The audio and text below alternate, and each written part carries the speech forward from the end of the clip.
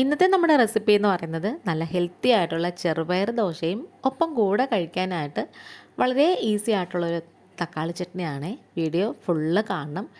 ഇഷ്ടപ്പെട്ടാൽ ചാനലൊന്ന് സബ്സ്ക്രൈബ് ചെയ്ത് സപ്പോർട്ട് ചെയ്യുകയും ചെയ്യണേ. താമസിക്കുന്നില്ല, നമുക്ക് നേരെ വീഡിയോയിലേക്ക് തന്നെ പോവാം.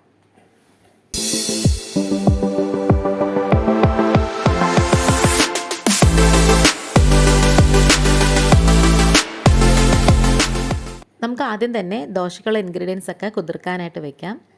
ഒരു നാഴി പച്ചരി എടുത്തിട്ടുണ്ട്, പിന്നെ അതുപോലെ തന്നെ പകുതി നാഴിയോളം ഉഴുന്നെടുത്തിട്ടുണ്ട്.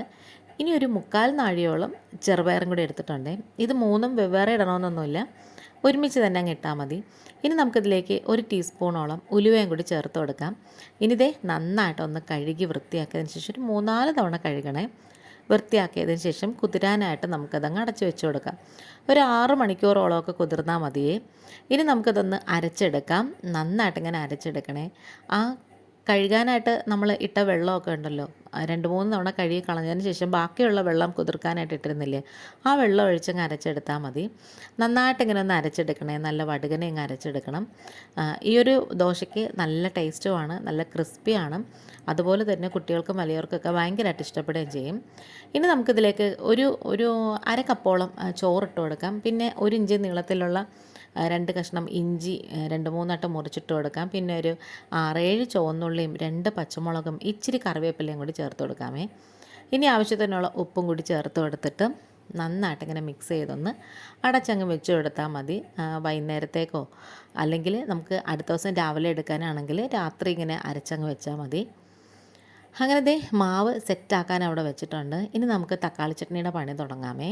പാനിലേക്ക് ഇച്ചിരി നല്ലെണ്ണ ഒഴിച്ചു കൊടുക്കാം. നല്ലെണ്ണ ചൂടായിട്ട് വരുമ്പോൾ നമുക്കിതിലേക്ക് തക്കാളി എടുത്ത് വെച്ചിട്ടുണ്ട്. അപ്പോൾ തക്കാളി ഇങ്ങനെ നെടുകെ മുറിച്ചിട്ട് അതിങ്ങനെ മറിച്ച് അങ്ങ് വെച്ച് കൊടുത്താൽ മതി. അപ്പോൾ നമ്മൾ തക്കാളിയുടെ അറ്റത്തുള്ളൊരു ഭാഗം ഉണ്ടല്ലോ, ഞെട്ടിൻ്റെ, അതൊന്ന് കട്ട് ചെയ്ത് കൊടുക്കണേ. അപ്പം ഞാനിവിടെ ഒരു 3 തക്കാളിയാണ് എടുത്തിട്ടുള്ളത്. നന്നായിട്ട് പഴുത്തതാണെങ്കിൽ കൊള്ളാം. പിന്നെ 2 അല്ലി വെളുത്തുള്ളി എടുത്തിട്ടുണ്ട്. ഇപ്പോൾ കിട്ടുന്ന വെളുത്തുള്ളി ഇതുപോലെ വലുതാണ്. ചെറുതാണെങ്കിൽ നിങ്ങൾക്കൊരു 3-4 എടുത്തിട്ട് മുഴുവനെ അങ്ങ് ഇട്ട് കൊടുത്താൽ മതി. ഇതിപ്പം വലുതായതുകൊണ്ട് ഞാനിങ്ങനെ മുറിച്ചിട്ട് കൊടുത്തേക്കുവാണേ. ഇനി നമുക്ക് ഈ തക്കാളിയൊക്കെ ഉണ്ടല്ലോ, ഒന്ന് തിരിച്ചും മറിച്ചും അങ്ങ് ഇട്ട് കൊടുത്ത് നന്നായി സോഫ്റ്റ് ആക്കി എടുക്കണേ. എന്നിട്ട് നമുക്ക് പതിയെ തന്നെ ഇതിൻ്റെ ആ തൊലി ഇങ്ങനെ അങ്ങ് പൊളിച്ച് മാറ്റണം. നന്നായിട്ട് വാടി വരുമ്പോഴത്തേക്കും നമ്മളിങ്ങനെ സ്പാറ്റില കൊണ്ടോ അല്ലെങ്കിൽ കൈ കൊണ്ടോ ഒക്കെ ഇങ്ങനെ ഇളക്കുമ്പോൾ തന്നെ ആ തൊലി ഇങ്ങനെ പാടെ ഇങ്ങനെ ഇളകി വന്നോളെ. എന്നിട്ട് ആ സ്പാറ്റില കൊണ്ട് തന്നെ ഒന്ന് കുത്തിപ്പിടിച്ചങ്ങ് ഇട്ട് കൊടുക്കണം. ആ തക്കാളിയും അതുപോലെ തന്നെ വെളുത്തുള്ളിയൊക്കെ ഒന്ന് കുത്തിപ്പിടിച്ചിട്ട് കൊടുക്കണേ. ഇതേപോലത്തെ ചമ്മന്തിക്കൊക്കെ എപ്പോഴും നല്ലത് നല്ലെണ്ണയാണ്. ഇനി ഞാൻ മീഡിയം സൈസിലുള്ള 2 സവോള എടുത്ത് കുനുകുനാന്ന് അരിഞ്ഞ് വെച്ചിട്ടുണ്ട്. അതുപോലെ തന്നെ 2 പച്ചമുളകും കൂടി വട്ടത്തിൽ അരിഞ്ഞ് വെച്ചിട്ടുണ്ട്. ഇനി നമ്മൾ ഉടച്ച് വെച്ചിട്ടുള്ള ആ തക്കാളിയും ആ വെളുത്തുള്ളിയുടെ കൂട്ടില്ല, അത് ഇതിലേക്ക് അങ്ങിട്ട് കൊടുക്കാം. എന്നിട്ട് നമുക്ക് ഒരു സ്മാഷറും ഉണ്ട്, ഇതേപോലെ ഒന്ന് ഉടച്ചങ്ങെടുത്താൽ മതി കേട്ടോ. അതാണ് ഏറ്റവും നല്ലത്.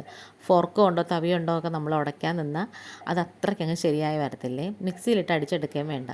ഇനി നമുക്കിതിലേക്ക് ആവശ്യത്തിനുള്ള ഉപ്പും കൂടി ചേർത്ത് കൊടുക്കാം.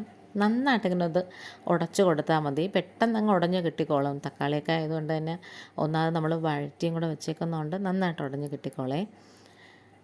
ഇനി നമുക്കിതിലേക്ക് ആവശ്യത്തിനുള്ള മുളക് പൊടി ചേർത്ത് കൊടുക്കാം. എരിവുള്ള മുളക് പൊടിയാണ്.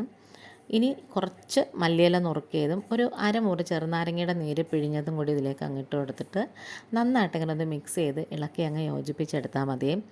നല്ല സിമ്പിളായിട്ടുള്ളൊരു ചമ്മന്തിയാണ്. എല്ലാവർക്കും ട്രൈ ചെയ്ത് നോക്കണം. നോക്കിക്കഴിഞ്ഞാൽ ഉറപ്പായിട്ടും നിങ്ങൾക്ക് ഇഷ്ടപ്പെടുകയും.